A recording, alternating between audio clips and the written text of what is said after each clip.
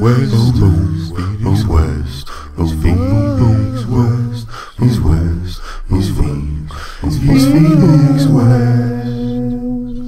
Hello, welcome to the Phoenix West Show, episode 4. Today I watched the X-Men 6. I want to say 6. I don't really know. Yeah, X-Men, X-Men 2 or X2, X-Men 3, The Last Stand, the Brett Ratner piece of shit,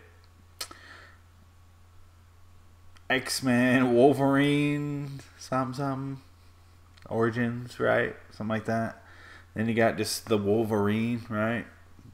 And then you got First Class, and then you got this. So 7, X-Men 7. Welcome to X-Men 7. I really didn't know that. That wasn't like a skit. I really didn't know. I thought it was 6. I watched this movie today. I liked it.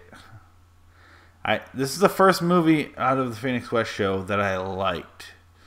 I actually liked this one. And I saw all of them. First one, I like. Second one's pretty good. I like that one a lot. Third one, piece of shit. Something about San Francisco and how they blow up the bridge, the San Francisco Bridge, which ruins the whole show. Full House.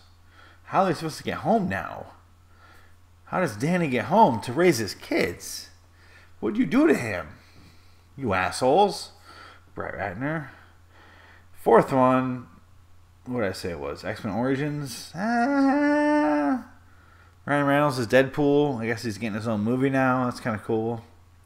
Other than that, the movie wasn't that great. Fifth one. Yeah, X-Men First Class was the next one, right? That one's good. I like that one a lot. That was pretty good. Kevin Bacon's in it. Doesn't show his penis. That's kind of like a second, not first for him, but like a third for him. He doesn't not show his penis a whole lot. And this is one where he made the exception. He goes, he's flipping through the script and he's like, no penis. Yeah, but it's pretty good. I'll have to go ahead and do it. Maybe I'll shoot it and they'll cut it out. I don't know. And then the last one to come out was X-Men Wolverine. I think it's just called The Wolverine. But it's an X-Men movie because it stars one of their X-Men. He's a before X-Men, which is very confusing to say. He's a pre-X-Men, which means he's pre-X, which means he's just man. Which really he's not because he's a mutant, so no man. Or no man. He's non-man. He's Wolf. He's just Wolverine. I don't know how you describe him, but point being, he's just a man.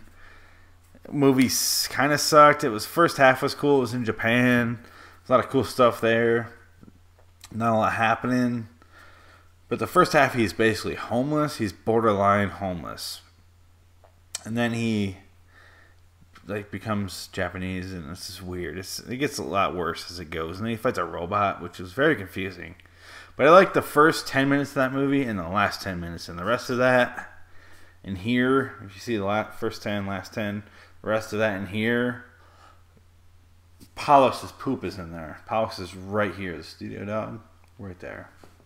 His poop filled the movie. And that's basically all it was. It wasn't terrible. It was just like, why make a movie?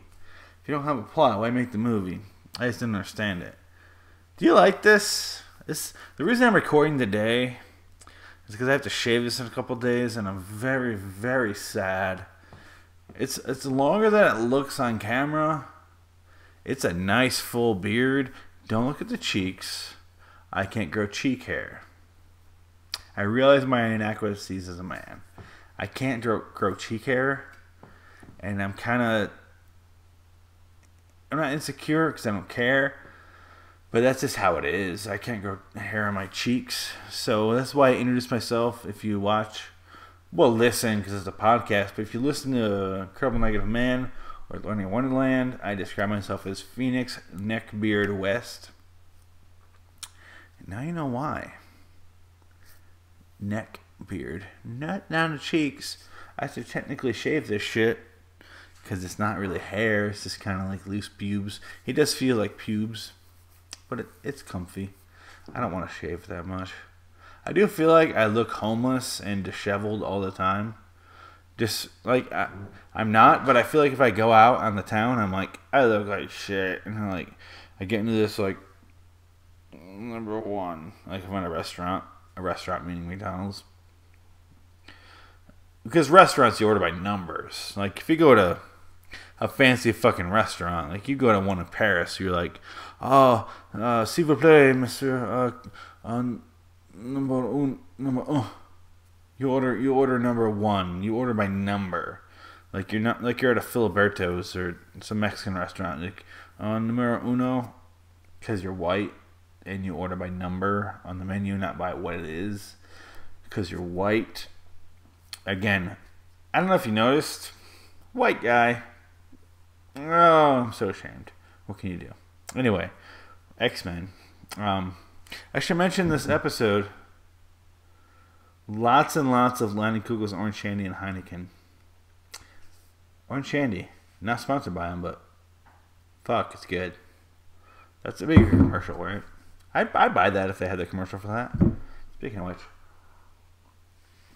Oh, just so you believe me, I spilled that. I spilled a lot of that. Anyway. So, X-Men, Days of Future Pasts, of our exes, of Days of Guiding Lights, pasts, girlfriends of futureness. I don't remember what the title was. Sorry, couldn't spill beer. Really long title. Reminded me of that Ghosts of Girlfriend's Past movie with Matthew McConaughey that this many people saw. And me being one of those zero. Nobody saw that, right? Nobody. You didn't see it, right? Nobody saw that. But that was the similar title. Not similar, just remind me of it. This movie was pretty good. It started off, I suppose I'll get into the movie now. I'm almost 8 minutes in. The movie was set in the future in the very beginning. It's shitty. It looks like The Matrix. So therefore it's shitty except for the first one. It's just like a weird, this is how the future is. Mutants are enemies. Humans kill them and are going after them. But it seems like nobody really survived that war. And then war was inevitable and killed everybody. And the machines are built. The premise is the machines are built out of Mystique's blood after she killed Peter Dinklage, who's after the mutants. I'm running out of room here. After she killed the mutants in the 1970s, I'm too far. After he tried to kill the mutants, basically, she killed him to stop him, and that caused a riot and like a revolt in Congress, America, to be like, he was right. We should kill the mutants now. And the whole movie then is a time travel thing where Wolverine goes back to stop her, to convince her not to kill Peter Dinklage because it'll start the war, which will fuck the future up. So the whole thing is about stopping Mystique, or Raven, or whatever you know her as. Jennifer blah blah blah, naked girl, who everyone has seen naked recently because that fucking Reddit leak. Am I the only one who doesn't care? Am I the only one who doesn't give a fuck about this celebrity leak? I'm like, I'll look, but I don't care. I don't like nudity. I'm not like shocked and like, oh, fucking nudity. Like, I don't care. If she's naked, that's okay. If she's not, okay. I'm not going to get much of a reaction either way. So that's just how it is. But if she's blue and wearing a sports bra that's painted blue, oh my god, I will fucking jerk it. Because I jerked it the whole movie for X-Men 7, right? That's what we decided. I don't know. That they go back in time. Wolverine just goes back in time, I should say, because Ellen Page does a little. She does her character from Inception. It's Inception all over again, but he goes back in time, and he has to stop himself. He takes over his past self in order to convince past Magneto and past Professor Xavier and all those guys to change what's going to happen. And Xavier is basically a junkie. He's basically a heroin out junkie who they don't want to say he's a junkie, so they're like, I gave him. I'm not doing De Niro from Taxi Driver. You gave him. He gave him heroin to not so his spine would heal and he wouldn't have his powers. That's really about it. But yeah, Xavier's a junkie. And they have to free. Okay, I don't understand why they had to free Magneto from an underground layer, which is made out of plastic. They have to free him, and then all he does is fuck up everyone for the rest of the movie. All he did was fuck up everything for minute 1. The only good thing he did, which may have been a positive, maybe not though, we never saw it, was he put plastic inside the creation that Peter Dinklage's character is trying to make. Tuck on my hands a lot. Handy.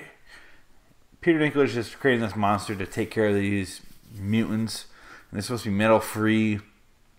But Magneto has an idea. I might have done that a little early. Magneto has an idea about what to do. And he gets these train tracks to come up after this train. And they're metal. And they come in and they go into the robots, I guess. So he can control them later. And he picks up the stadium for the Washington baseball team, whatever it was.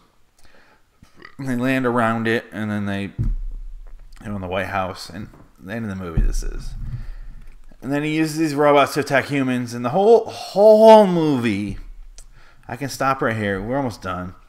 Is humans against mutants. And the mutants don't really know what's going on. And the humans are scared of the mutants. So the mutants are like, hey, fuck you. We're not all bad. But in order for us to all be not bad, we're going to kill you. All of you. Magneto has that theory.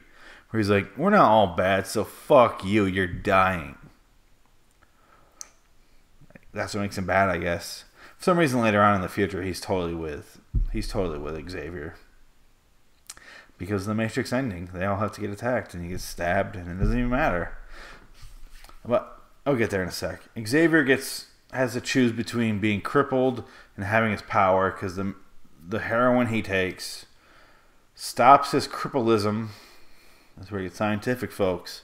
Stops his crippleism and blocks out the mental thoughts of all the humans, X-Men, and like all the mutants. He doesn't hear any of that shit. As long as he's crippled. That's how it works. Just because science, you gotta understand it. Bryan Singer said so. He came back to the series. And actually, I didn't see this movie in the theater. Bryan Singer came over, allegedly, and he said, hey, you want to watch this movie? And I'm like, yeah, let's watch that movie. I haven't seen it yet. I didn't see it in the theater. I just forgot to see it in the theater. And he goes, yeah. What? Your bathtub clear? I was like, yeah. And he's like, why don't we bring the TV upstairs and watch it in the tub? I was like, yeah, I mean, why not? I don't have anything against that idea. And he's like, yeah, pretty good idea, man, right? That's how I casted Superman Returns. And I was like, I thought I remember reading something about sexual abuse against men, little boys. All right, yeah. No. Let's watch it together. But anyway, so we watched it, and it was all right. But I didn't understand. I forgot where I was, I'll be honest. Where were we? All I can think about is my horrible regrets from earlier.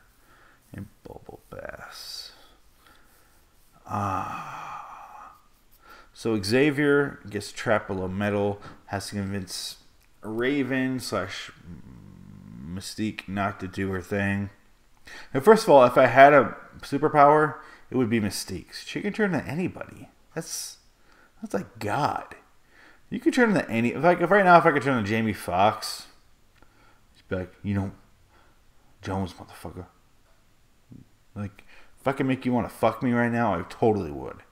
Totally would. But I can't. I'm a white guy. I'm a white human, I guess, in this movie.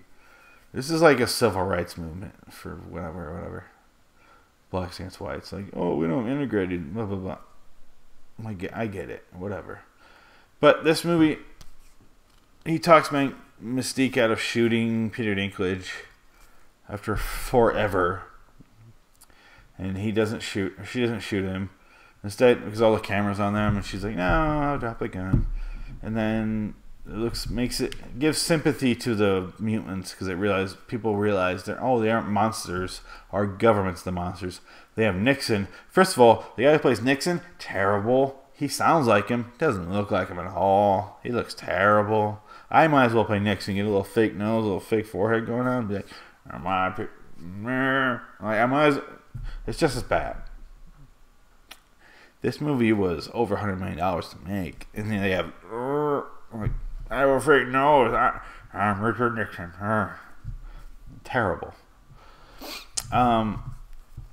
The ending was Magneto gets shot or hit with a piece of metal, like here-ish, and then the Sentinels attack.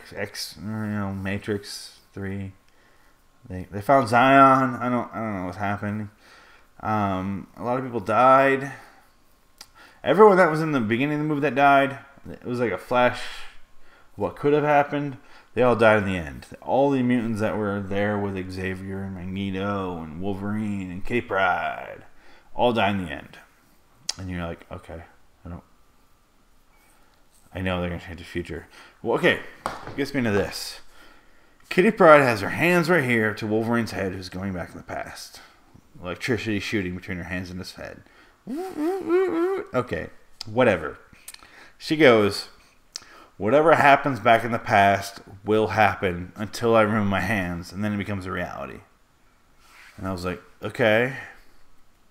So basically, whatever happens in the past in his mind won't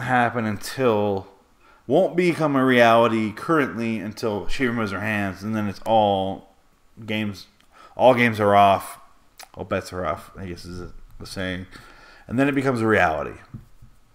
However, why? It's my problem with Looper. Time travel. I don't understand it. I like time travel a lot. And I was like, what does it matter for hands there? So it has to play out. I don't want to say why. I want to say okay. Because it kind of made sense. I prefer, it depends on what theory of time travel you have. Like, can time travel change the past? Is one path. Or do you have multiple paths, which is the other one, which Looper crosses between, and that's why it bothered me with Looper. Or do you have the version which is like string theory, which is none of it happens because it's in your head, and then when you're done, it happens. That's what this goes off. And I don't ever like that theory because it doesn't make sense to me. It's just like for the first one I said where you can change the past. It's like a way of going, hey, I want that to be true. I like that theory, so let's find a way for that to be true. That's what string theory is. It's like, I want people to be able to change the past, so what if this? But I'm not going to hold that against the movie. That's what it set out. That's what it said. I'll accept it. That's how I am. I'm very loose and easy. Men, animals at the zoo, whatever. It depends how drunk I get. When I'm willing to do anything, I don't care.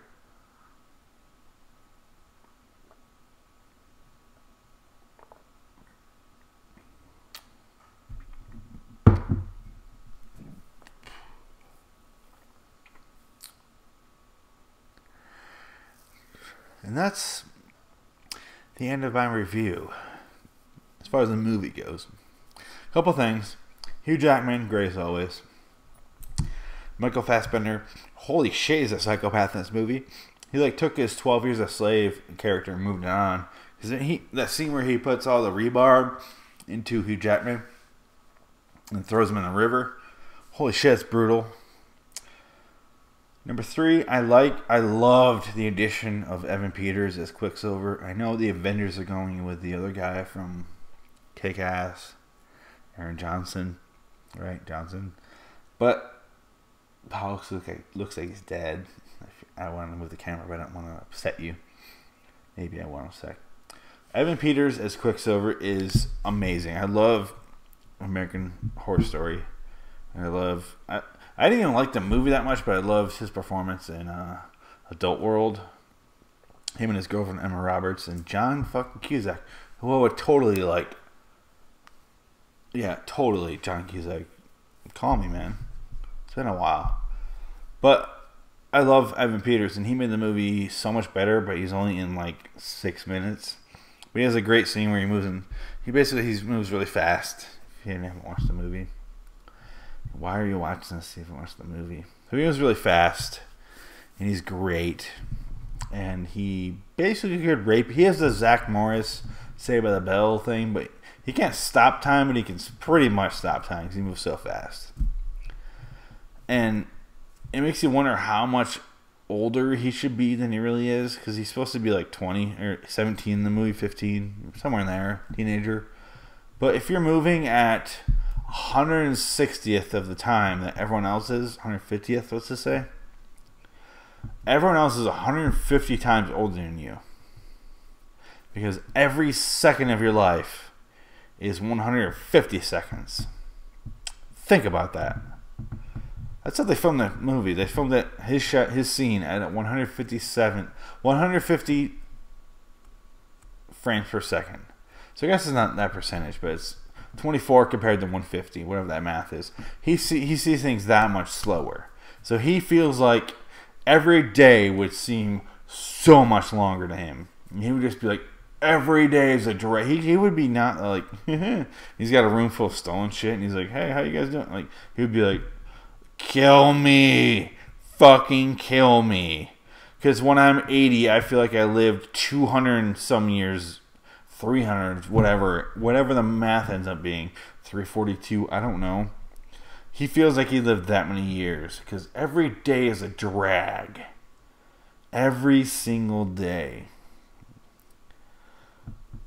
But he has so much like stolen candy bars. Why does he have candy bars? He has like computers and like 70s equipment. Like, oh, I feel bad for him because if he only realizes the time he lived in, oh man. Poor guy. He can have so many iPods nowadays. iPod 6 just came out. He could have so many iPod 6s. He could have a truck full of them. And he wouldn't. Oh, instead he's stuck with like Apple II computers. That's not good. That's no good, folks. But the movie, let's get back to that. That thing I watched. Let's get back to that. It was good. I liked it a lot. Why did I say eh? Here's the problem, what I just did right there. I'm used to watching really shitty movies where I go, eh. But this one, I liked it. I gave it an 8 out of 10. I liked it a lot. I might give it a 7 upon retrospect. It's somewhere in there. 7 and 8 out of 10. Whatever you want to do. If you like X-Men a lot, 8. I'm not a big X-Men fan. Here's my association with X-Men. I played it on Super Nintendo in 1993 or whatever, and then I saw the first movie come out in like 99.